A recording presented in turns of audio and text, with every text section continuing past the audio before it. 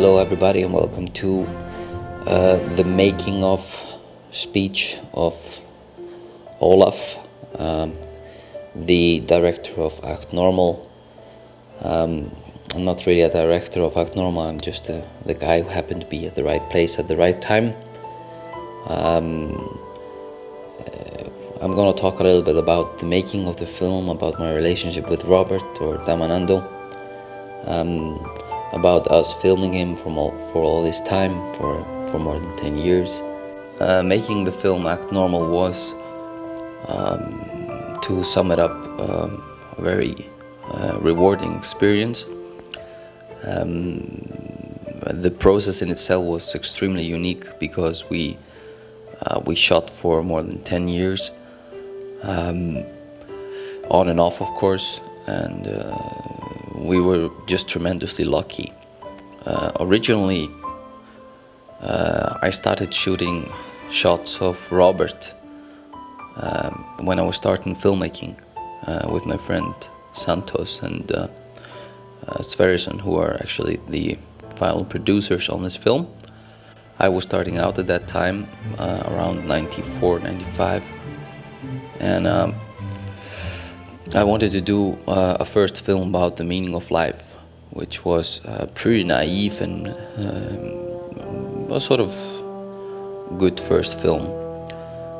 In that film I spoke to many representatives of all kinds of religions, and I was fortunate because Robert had just come to Iceland as the first Buddhist monk, and I phoned him up and we had a nice conversation.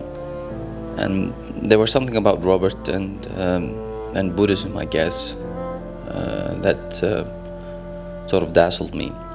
I started going to Robert frequently to meditate. He would teach me this and that in this sort of unique Buddhist way. They don't really teach you, they're silent and they wait for you to ask some questions, and then they say or yes or no.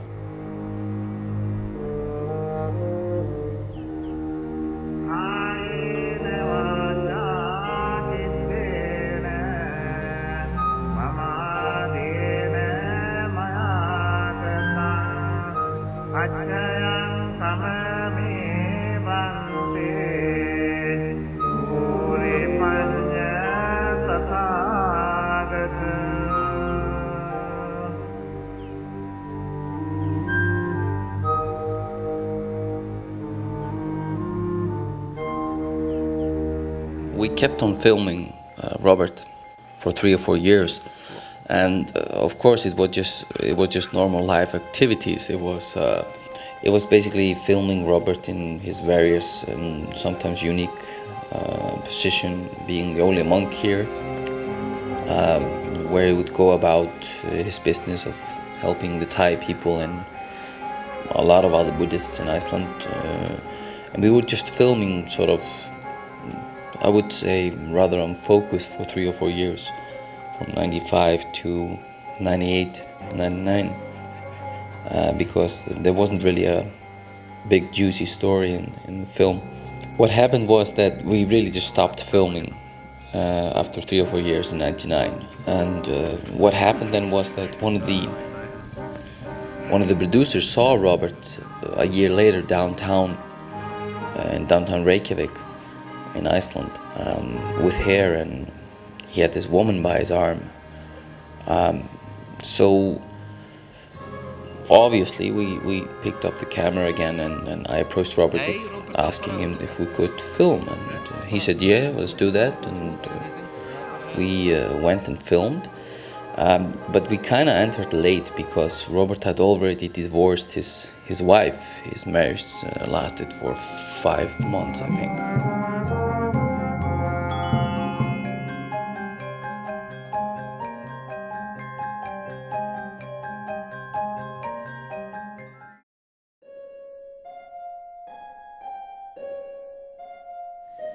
Yeah, 2 disadvantages of not being a monk anymore are that I have to wear trousers, which are really not at all comfortable compared with the skirts that you wear as a monk. I have to remember always to pull up my zip. And the other thing is not having hair. Oh shit, I've got it having. Right. And the second thing is having to have hair, having to grow my hair and not, rather than being shaved.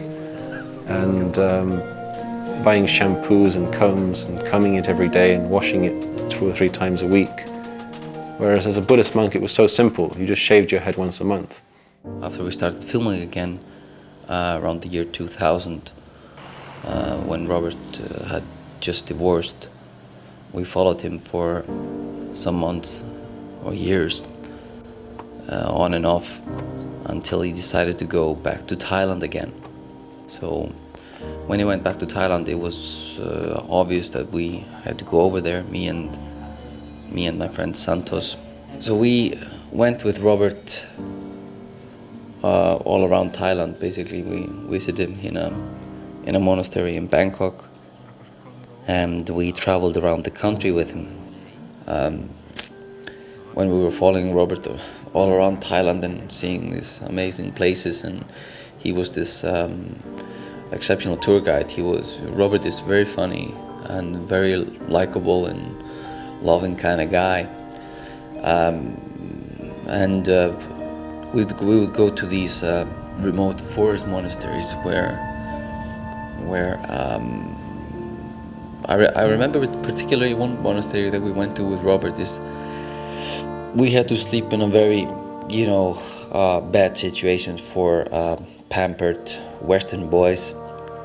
Basically slept on the floor with some very nice insects, and Robert was so nice to scare the living hell out of us before we entered the monastery, and telling us about all these different kind of evil small animals that would give us all kinds of illness if we saw them. And then they're blind, they just run around, and anything they touch they just like that. And then they won't kill you, but if they get your foot will swell up like a balloon, and you won't be able to sleep for 3 days. It'll hurt so much. So we didn't sleep very much, or we didn't sleep too well, because Robert had teased us a lot about it and really made a big issue out of it for us. Anyway, we strolled around. I remember if we wanted something to eat, we would just eat from the monks. Basically, they would go out in the morning to beg. The monks usually just eat 1 meal a day before noon. So if we, again, the Western boys, we wanted to eat something, we would go down by the road to the shop there, where you usually could get popcorn, maybe rats even, but you could always get Pepsi, which was kind of funny. Watching the film now really gives me a sort of an epic feeling. We've been shooting for all this time, and we were able to cover fully this amazing journey of Robert, of visiting the layman's world for 4 years. I just hope that you enjoy the film, but yeah.